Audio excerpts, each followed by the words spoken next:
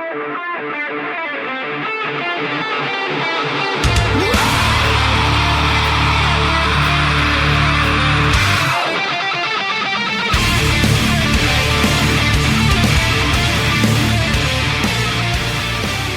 right, here we go. Today is Sunday, March 26, 2017, and this is episode 187 of the Defensive Security Podcast.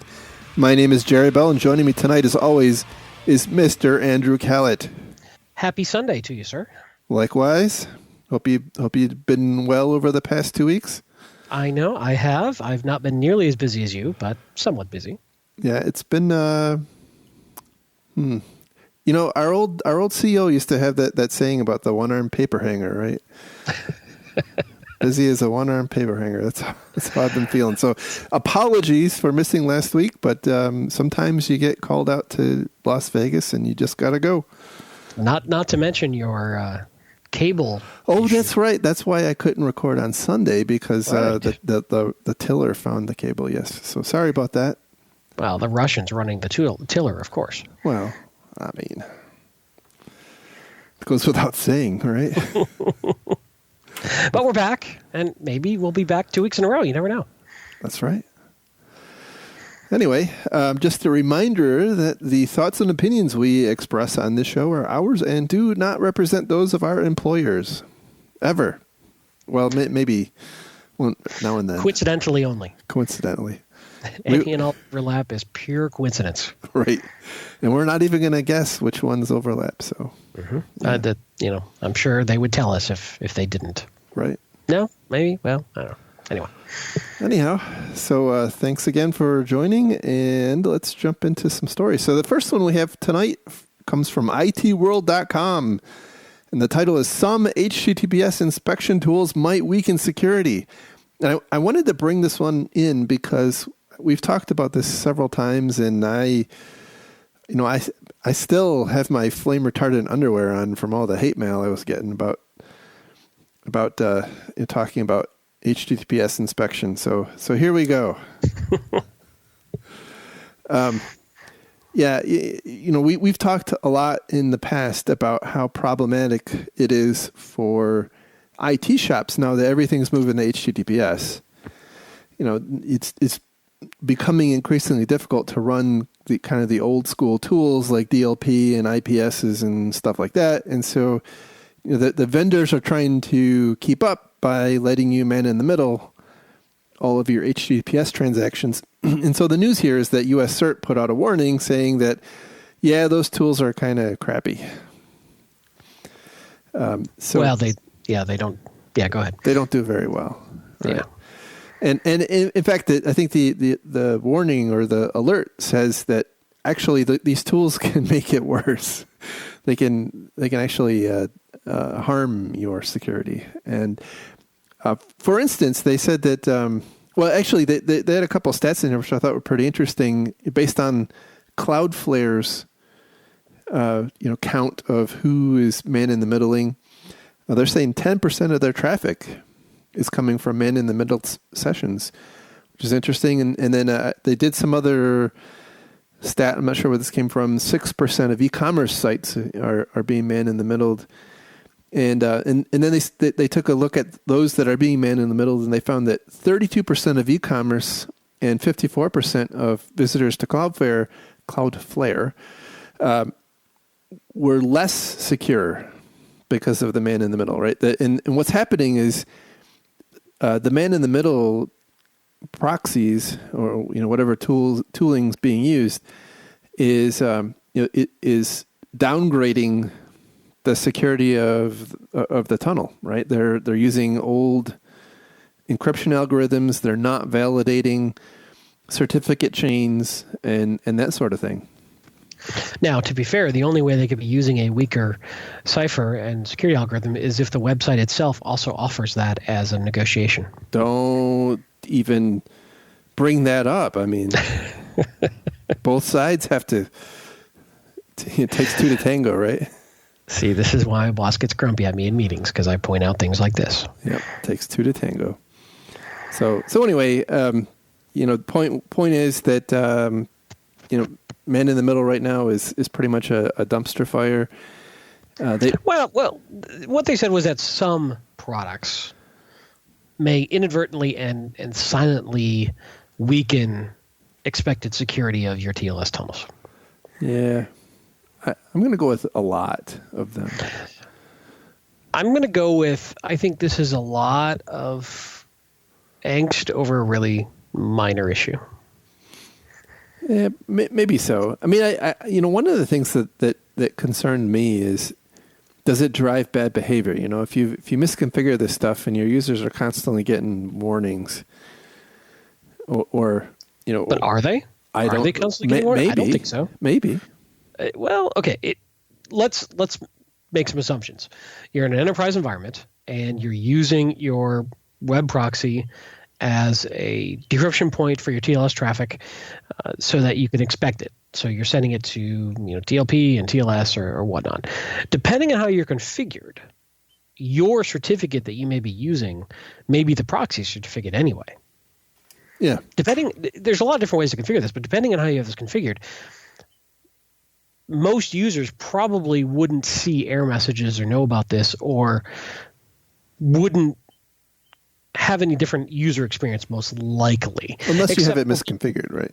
Unless you have it misconfigured, or people are very, very savvy around this stuff. I would say 80% of your average user would have no idea.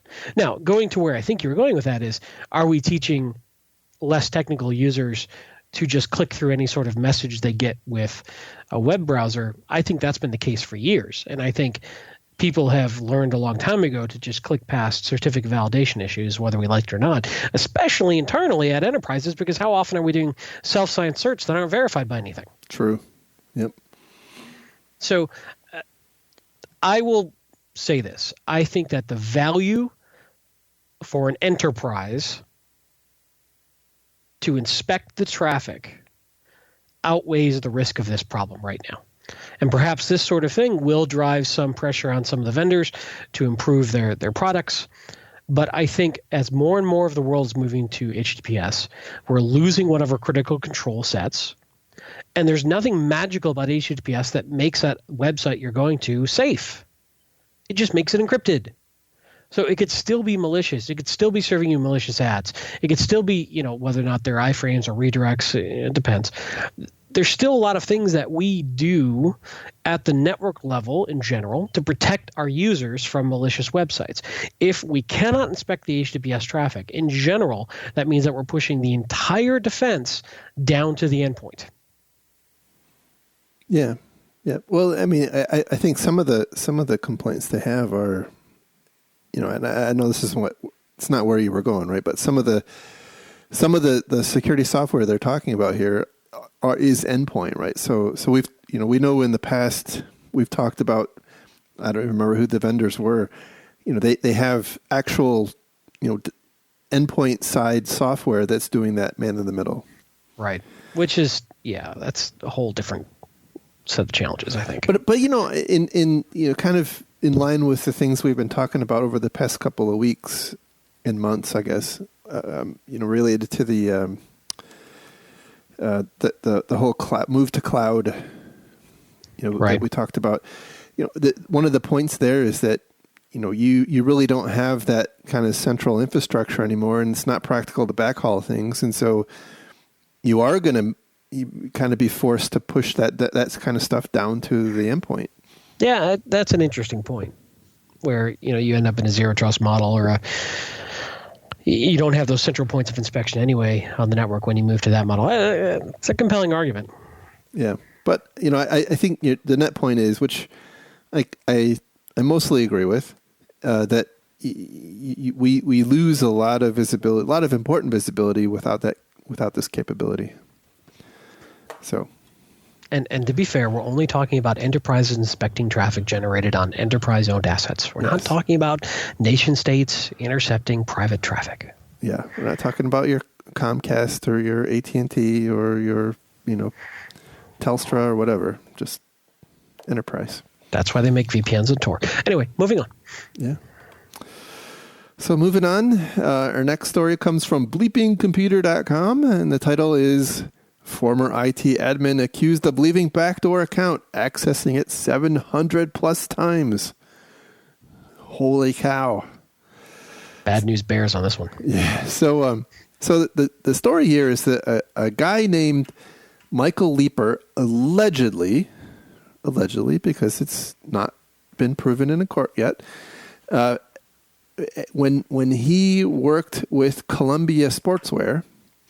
By the way, I really like their shirts, so if you want to be a sponsor, maybe, whatever.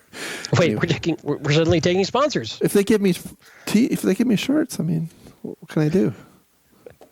And they're not in the IT security world. What can I do, right? I mean, right. Anyway, I kid. So anyway, this guy Michael Leeper worked in various positions for Columbia Sportswear between 2000 and 2014, and apparently he shot up through the ranks and eventually was the senior director of technology infrastructure. And then in March of 2014, he jumped ship to become the CTO of Denali Advanced Integration, who was a supplier, and I'm sure probably found out about the job because of his relationship with the vendor. That's not an uncommon practice. However, what is uncommon, mostly, is that before he left, he allegedly created a bogus user account. You so work for a lawyer, don't you? I do. Yeah. I do. I can tell. So he allegedly created a VPN and VDI user ID for an employee who doesn't exist. And then I apparently found a service account that was still hanging out from like 7 years earlier for a no longer used network monitoring tool, and then gave that account some extra permissions, and had gave himself the ability to become that user, and then left the company, and over the course of the next couple of years accessed it over 700 times. And the allegation is that he did so to get some competitive intelligence, kind of monitoring the IT the IT purchasing decisions going on at Columbia. And they give one particular example where he again allegedly logged in to look at some email and found out that Columbia was looking at purchasing some Pure Storage, the vendor Pure Storage, and that apparently Denali was not a vendor, not a reseller at the time, and I guess went and fixed that based on this intelligence. And it's not clear to me if they ended up doing any business as a result of that. However, at some point in 2016, I guess they said summer 2016, Columbia was doing a mail server upgrade, and I guess found it's not entirely clear to me exactly what tipped them off, because I don't think this person had an email account. But anyway, they found the evidence of this. Well, he was bopping around to different people's inboxes, though. Well, he was, but I'm guessing somehow they stumbled across some sort of log entry or indication that somebody was in there that shouldn't have been. Maybe so. He must have maybe had an admin account on the Exchange server or something. That could be. They could have looked at who has admin rights. Yeah. And saw that service account and then started purely speculating, but that's my guess. Yeah, started following the trail back. But anyway, so he ended up getting fired from Denali too. But interestingly, the reason he got fired from Denali was for using a personal laptop that he acquired while he was working for Columbia. There's no allegation that it was. I guess it said he had used it for his work at Columbia, but I guess it's kind of like an employee conduct. I'm sure they were looking for any way to fire him. Yeah, I think so. Yeah. And, to be fair, most of us are probably violating inadvertently some policy on a regular basis. Right. And just hope you don't give them a reason to go look for it, right? But this is a really tough one, right? I mean, this guy was fairly senior in the IT organization. He clearly had a lot of skill set and knew what he wanted to set up. And especially when you're not in a large, complex IT organization, I think this is a real threat, that this happens probably more often than we think, that somebody could hide a few things. And if you don't have really tight controls over terminations and account management, which a lot of companies don't, this is tough for, I think, a lot of organizations to catch right now. Yeah. You know, I was talking to Bob. Since Bob and I are now back in contact. Well, that's good. And I was talking. I worry about him. Yeah, I was talking to him about this particular story, and he was telling me about a story related to an incident he worked on. And in that particular case, an employee had left and had set up the ability to remotely connect to a server in kind of deep inside the company's network. And actually, you know, would over the course of several years would log in occasionally and just like chat with his former coworkers who still work at the company, and apparently they didn't see anything wrong with that, and so you know, it's all sorts of crazy, and I think you're right. This kind of stuff probably does happen a whole lot more than we want to admit. Now, you know, I was thinking about this, and you know, best practices would say that you really, you know, two things should have caught this, right? One is you should have some kind of process in place that would catch a user ID that doesn't actually belong to an employee of the company. Mm-hmm. And so that would have caught the VPN and VDI account. And then the other one is, you know, you should have some kind of process to identify, monitoring process to identify when permissions are changed, you know, especially like administrative privileges are changed or added to an account. Now, I think the kind of wild card here is... I would add one more. Okay. Which is that you should have a regular recertification process. Every account must be, in essence, recertified by an appropriate manager. Yeah, that's what exactly. Right. Yeah. That's right. You should be doing that periodically. That check should be an ongoing process. Anyway, I think the wild card with this one is this guy may have been in a position to find a way to bypass that. Yeah, he was apparently high enough up the food chain that even if they had those types of controls, he might have been able to find a way around it. Right. And this is a great thought exercise for companies. If your senior IT person wanted to do this and then walk, how would you know? Yeah, and what would your response be? I mean, right. do you have controls? You know, that I think that's the, and I see this a lot, right? That IT people tend to be given a lot more implicit trust than normal employees, mm-hmm. and that's, you know, as we see here, right? That can bite you in the butt. Yeah, absolutely. But at some point, you have to trust somebody to get the job done. Oh, I don't disagree. And, you know, by the way, it doesn't seem like, you know, Columbia suffered irreparable harm. The reason this came to light is Columbia notified the FBI and then brought in some, I'm guessing they probably brought in Mandiant. Right.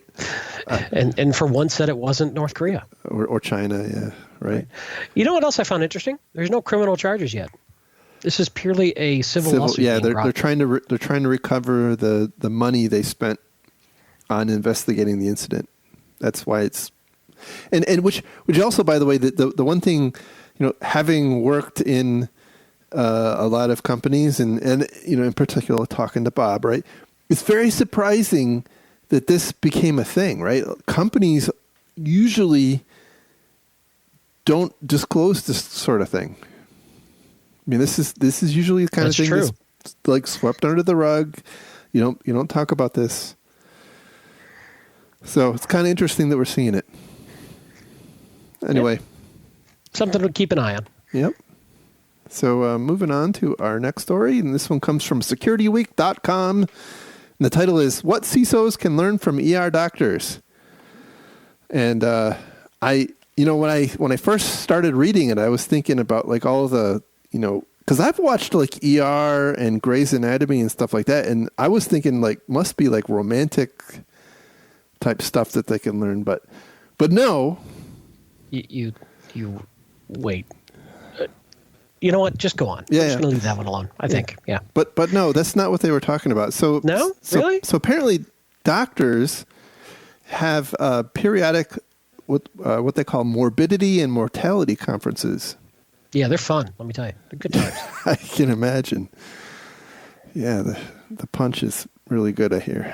Anyway, the point is that these conferences are they're kind of peer reviewed and tightly run, and the proceedings of them are held confidential under law, and so the contents of them can't be subpoenaed and whatnot. So the point and of more this, importantly, they have built a culture internally, right, of openness and sharing, and not having politics come into the mix and being used against people. Correct. Yeah. Correct. And so the point of the story is information security would do very well to have this kind of a model, right? Because we have, and what we should probably cover what they cover in these conferences. Yeah. So I mean the description is probably pretty self-explanatory, but yeah, the whole point of them is to discuss the different circumstances around mistakes and lessons learned and whatnot when treating patients that result in some kind of harm or death, so that and I somewhat liken this to, but not completely, somewhat liken this to the airplane analogy, right? Where you try to learn, the industry tries to learn from previous mistakes. Right, and I read a great book, by the way, recently. It was called Black Box Thinking, and they talk a lot about the differentiation between airlines and medicine. And so this is kind of interesting after having read that book, because they really dog on medicine that generally don't learn lessons very well. But anyway, this apparently is a venue where doctors get together. They share their collective experiences. They try to come up with, new best practices to figure out how to avoid that kind of problems they saw in the past. And the idea is that in the cybersecurity world, we would benefit pretty greatly from a similar kind of model. The problem is, and by the way, this is kind of why I started this stinking podcast in the first place. Because we don't share, we don't talk about this kind of stuff enough. There is as I mentioned in the past story, right? There is a deep sense of not wanting to share and air your dirty laundry in public. And for a lot of different reasons. Whether it's brand reputation or perceived liability, or lots and lots of different reasons why companies don't want to share the lessons they've learned in the incidents and whatnot that they've experienced. But that's the same place that medicine started, and so they kind of got past that, and so maybe for the government people listening to the show, maybe instead of like getting all hot and bothered about threat intelligence, maybe this is something that you should start thinking about instead, at least for a little while. Then you can get back to threat intelligence. Yeah, it's interesting too, because this sort of hinted at we shame companies that get breached. But if we take this into the physical world, we don't shame companies that have a robber break in and steal stuff. Correct. And it's interesting of what is due diligence. If you look at a bank and a vault and somebody broke into the vault, you don't blame necessarily the bank. Now, if you looked at a bank and they left the stacks of hundreds sitting on the counter and didn't lock the front door, then maybe you would care. But there's a reasonable level of due care that is assumed around physical security and sort of accepted in the industry, that people are sort of given a pass of, you did what is expected of you. The problem in the IT security world is it's changing so rapidly and it's evolving so quickly, we can't get enough of a stability in the market to figure that out, much less socialize it. Yep, exactly. And in situations where you want to share something about your company, the folks who are making the decision about you sharing or not sharing are not in IT security. Right? They're lawyers and communications people and marketing people, and and they see no positive whatsoever to airing your dirty laundry. Right. Just risk and downside. So InfoSec is still pretty far down the food chain in terms of decisioning around this in a major enterprise and a major corporation. So it's really going to be a tough one to overcome. And in theory, this is what conferences are supposed to be about, and sharing this information. And we're getting more blue team focused conferences like the O'Reilly conference in October, that they had their inaugural conference this last year. It's happening again this coming year. But I can't talk about stuff I've learned in my company. Neither can you. Right. I mean, I have amazing stories I'd love to tell about, tests that we did and weird combinations of things that nobody considered before, and how they contributed to certain weird circumstances. And you should watch out for this. And at the end of the day, the folks who are external consultants, they're bound by confidentiality as well. So you either make it really vague, or you wait until you've gone on to the next role, and hopefully you still don't have some sort of confidential agreement or whatever. We're not sharing. Yeah, I think this is why the whole blue team concept at conferences is been so problematic, right? Because a lot of us are, between being crazy busy, we also tend to be, pretty tightly held by NDAs. Yeah. And that's just the way it is. It's a pervasive problem in the industry. And I think I'm not knocking the whole concept. I think you do have to have some, a pretty healthy amount of discretion. But there does, we're not going to, as an industry, get better until we start collectively analyzing and because who is talking? Yeah, it's the bad guys. Well, the vendors and the bad guys. The vendors and the bad guys. Yeah. The vendors are out there spreading their FUD about what their products do. Right. And those of us who are actually using it in the trenches aren't allowed to talk about it. Right. We can't talk about product X says that they caught that, but guess what? We got pwned by it. And right. So then Gartner tries to distill it out, or people like Gartner, but then that's fraught with all sorts of other issues. Right. Yeah, there's something broken here. Right. Right. Anyway, and by the way, this going back to my request to the to government people listening, I realize there is an element of of the threat intelligence that I think overlaps with this, but I think this takes it a little, well, probably a lot farther, right? This is a very focused thing talking about failures and right. sharing lessons learned about failures and kind of incentivizing people to have those discussions in a forum where they're not going to be penalized. And by the way, I just because this morbidity and mortality conference is covered by legal privilege doesn't mean that a case of someone dying that gets discussed in there doesn't end up going to trial for malpractice or whatever, right? That the two are independent, and I think the same concept holds, in the IT security world. Just because you talk about it, it doesn't mean that you get, some kind of, you're not going to be excused or pardoned for the actions, and I don't think we should be. But the point is, you shouldn't. The discussions you have in those venues shouldn't be held against you. Right. So, anyway, we'll see. In theory, some of the ISACAs are supposed to be about that, but still, I think a lot of companies are very, very gun shy about sharing details. Yes, they are. All right. So moving on to our next story, and this comes from CSO Online, and the title is "Inside the Russian Hack of Yahoo: How They Did It." I'm going to give you one guess of how they did it. 0 days. Clearly, fishing, spear fishing. Next story. No.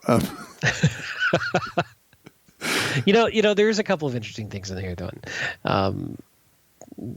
that I thought. So, the FBI. This is what the FBI is saying. So take that appropriate. But once they got in with phishing, they figured out how to make their own, basically, authentication cookies. Right. Well, they found a tool. They found a tool that did it. Yeah. And what I thought really interesting about that is once they started doing that, best I understand it, it didn't matter at that point if the user changed their password, which is the common advice we give everybody. Right. It didn't matter. You're right. You're absolutely right. And I'm also wondering if that would have bypassed two-factor authentication. I think so. Yeah, that's ugly. Yeah, I think so. So they, as we talked about, the initial intrusion was done with a phishing email. Really not clear what exactly happened then, but the next step was apparently they installed a backdoor on a server, and then they started looking for different tools. Apparently, they found a user database, which had like name, email address, backup email address, and a couple of other fields. And so apparently this was a fairly purposeful compromise, right? This was done, with some intention, where allegedly the Russian government was looking to get access to some specific accounts, and they list some of the intended targets. There were, media people and opposition party people and whatnot. And I thought it was pretty interesting and a little clever that the way they targeted the people was by looking at the recovery email address. Right. So figure out who they were. So yeah, like the normal Yahoo address of, JBell, cow 27 brown 2 at yahoo.com probably doesn't tell you a whole lot about who I am unless you happen to know. But if you look at the, at the recovery email address, and you can clearly see that I work for whatever company or whatever government agency, that's a much better, more effective way. And so they use that. And apparently they generated 6,500 of these authentication cookies, which I guess, according to the article, Yahoo had conveniently left a tool to create these on their server. It's helpful. Thank you. Very helpful. Appreciate that. Very helpful. I mean, if that's what the article says, I don't know if I'm betting it was well documented too, with excellent, documentation on how to use it. Probably so. Probably so. So anyway, yes, 6,500 accounts were accessed. I thought it was interesting, given the swirling stories that have been going on, in particular about the delays in reporting and whatnot. In this particular article, they say that Yahoo approached the FBI back in 2014, but at the time they only thought 26 accounts were involved, and it wasn't until much later apparently they realized that it was a lot bigger deal. And so there's kind of two, and we talked about this last time a little bit. There was kind of two heads on the Hydra. One was they stole all of the data, like the user database, apparently multiple times. But then there was also the accessing of the email accounts of these 6,500 people. So we haven't, and there's not been a lot of discussion about that second part yet. Right. Well, more will come out, I think, as the proceedings go forward, if there are any proceedings. Yeah. Well, I think one of them was Canadian, so I'm going to guess that he won't be able to fight extradition for long. So, the takeaway I got from this, and that I see over and over and over again, is we're not going to stop phishing. I'm sorry, we're just not. It's going to happen at some percentage level. It's going to be successful. I think the key is you've got to then contain. You've got to make it much harder for the bad guys to move off of that target that they got onto, that initial phishing infiltration point. Yes. Making it much more difficult or much more noisy for them to go laterally or to escalate their privilege or that sort of thing. And I think that's where we really need to focus. And I don't think we're good at that as an industry. No, I agree. And we have the the end user awareness debate over and over and over again.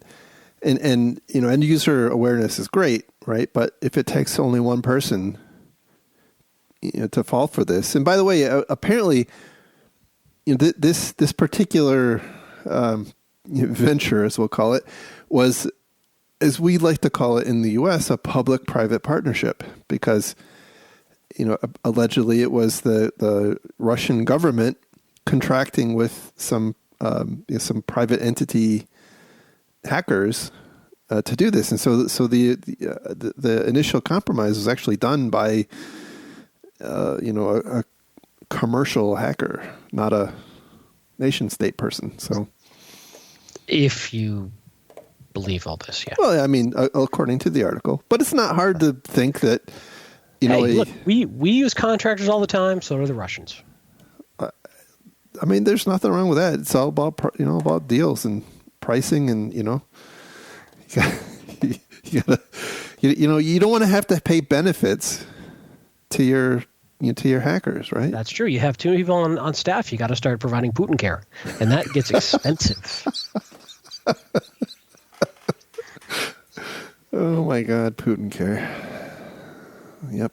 You can go so many places with that too. I'm just gonna walk away from that one. So it's interesting. Once again, phishing is the problem, and yeah, I completely agree with you that we really have to find a way to make it difficult, to make it kind of at every step, right? To make it difficult to progress to the next step, or at least noisy, so we can right, without being detected, right? Yeah, and then actually have people who can watch watch for that stuff without being deluged with crap, right? I mean, it's not helpful if if you get 1 billion alerts a day, and that was one of the 1 billion alerts. That's not helpful at all. I'm almost starting to wonder if we should be splitting up our response teams into subject matter expertise areas. Like this team, all they look for is user endpoint anomalous stuff. Well, I think that's, in some ways, that's what is emerging with the whole threat hunting concept that's coming up, where you've got some kind of security data science type people who are constantly trying to find new ways of looking at the data and whatnot to filter those things out and down to something that's useful. So yeah, I think that's a good idea. Isn't that what a SIM's supposed to do? Well, I think it's using the SIM. Right, I know. I'm just being snarky. In new and creative ways. Because the SIM canned reports aren't all that helpful a lot of times. No, I mean, again, it all comes down to knowing your environment well, baselining your environment well, knowing what's normal, what's anomalous, and that takes a lot of smart people and a lot of time. Yep, it's tough. All right, so moving on to our last story, which comes from Ars Technica, and the title is Microsoft Silence Over Unprecedented Patch Delay Doesn't Smell Right. So what does it smell like? It smells like musty old patches. And what do musty old patches smell like? I don't know. All right. I don't know. Anyway, you may or may not have heard that Microsoft canceled Patch Tuesday in February. Much to the dismay of many security departments and much to the extreme pleasure of probably many, sysadmins.